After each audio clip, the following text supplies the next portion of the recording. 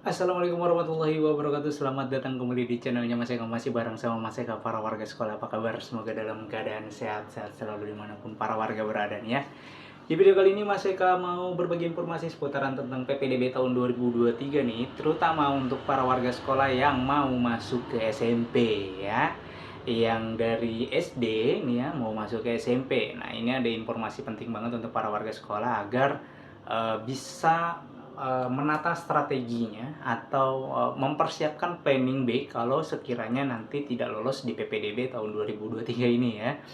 Misalkan udah nyoba semua jalur tapi nggak lolos juga nih ya kan. Kenapa kok bisa nggak lolos ya gitu ya.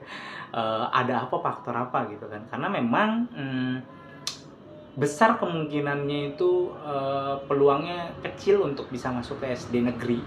Ke SMP negeri kalau tidak memiliki beberapa kriteria ya. Misalkan kayak mungkin dia jalur prestasi akademik maupun non akademiknya kurang. Kemudian juga dia masuknya mungkin di zona 3, bukan di zona 1 ataupun di zona 2. Kemudian umur juga mungkin umurnya muda. Ya misalkan dia ada para warga yang mungkin mengalami hal seperti ini. Tidak memiliki KJP dan KIP, kemudian tidak, prestasinya biasa aja, nilainya juga mungkin pas-pasan, kemudian dia berada di zona 3, kemudian juga umur yang muda, ya bisa jadi peluangnya sangat kecil untuk yang kriteria tersebut ya.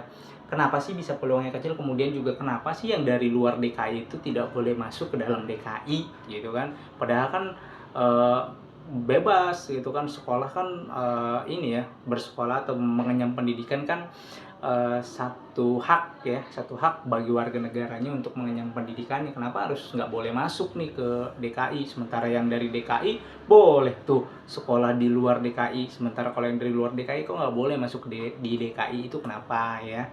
Nah, di video kali ini Mas Eka akan membahasnya atau berbagi informasinya. Tapi sebelum itu, untuk para warga sekolah yang mungkin baru menemukan channelnya Mas Eka nih, silahkan subscribe dulu channel ini untuk mendukung channelnya Mas Eka agar bisa berkembang lagi dan bisa memberikan informasi-informasi terupdate kepada para warga sekolah.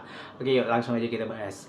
Kenapa yang dari SD ke SMP itu peluangnya kecil? Sekedar informasi aja untuk para warga sekolah bahwa SD negeri di DKI Jakarta itu ada sekitaran 1307 SD. Itu data yang Mas Eka terima atau dilihat dari Dapodik ya. Dari kementerian, bisa cek di ini ya. Nah, di ini tampilannya. Itu ada 1307 SD negeri ya, belum sama swastanya. Ini kita ngomongin negeri dulu ya.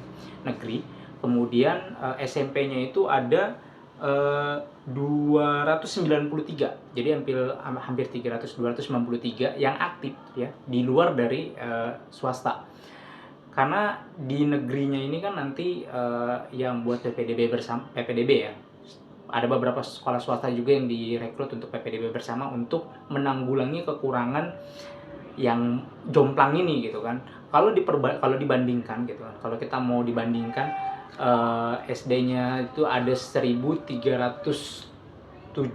SD, kemudian SMP-nya itu ada 293. Kalau perbandingannya kurang lebih 4,46 banding 1. Jadi kalau kita nggak bisa dibulatkan ke 5, oke kita taruh aja dibulatkan ke 5 ya. Berarti 5 sekolah SD ya, lulusan 5 sekolah SD nih. Jadi kalau misalkan 5 SD ditampung oleh satu SMP, bayangin tuh.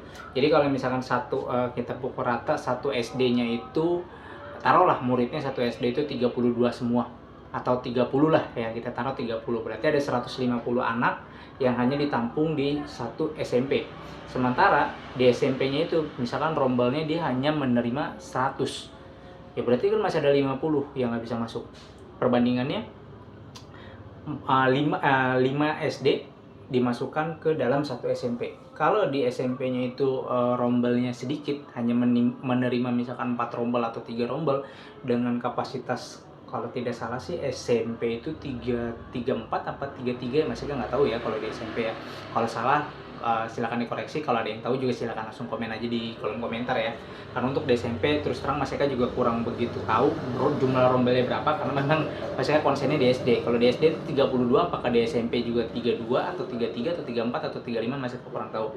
Nah, kalaupun misalkan 35 hanya selisih 3, ya ditambahin ya 5:1 gitu kan.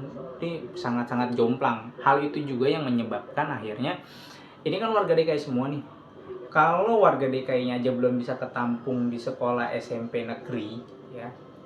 Ya terus warga non DKI masuk, yang DKI-nya pasti kan bakalan tersingkir juga ya, nggak bisa masuk juga. Makanya didahulukan yang warga DKI-nya dulu.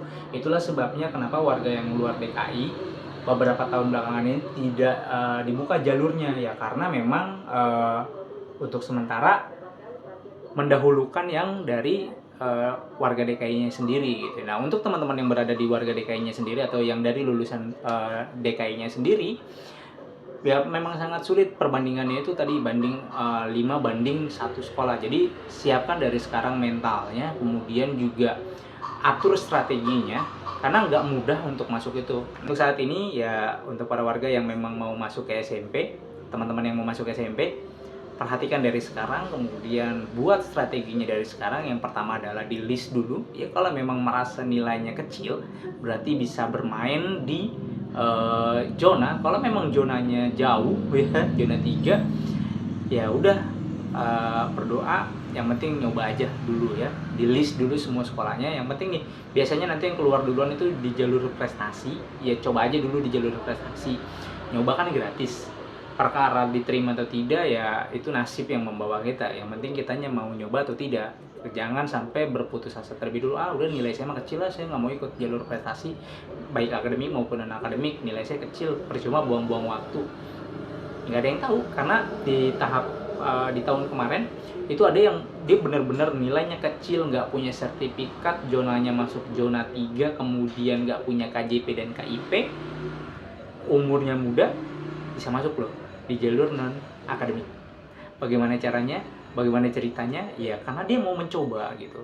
Dia mencoba di detik-detik terakhir dia nanya ke Mas Eka, Mas Eka saya begini dengan kriteria yang tadi. Terus Mas Eka bilang, kamu daftar coba nanti di non akademik. Tapi saya nggak punya sertifikat. Daftar cari sekolah yang memang kagak punya kuotanya misalkan 5, tapi yang daftar hanya 3, masih ada 2 kuota yang kosong, kamu daftar masukin sehingga nanti pada saat pengumuman di menit-menit terakhir kuotanya itu terisi sama kamu, walaupun kamu tidak punya sertifikat kamu bisa masuk.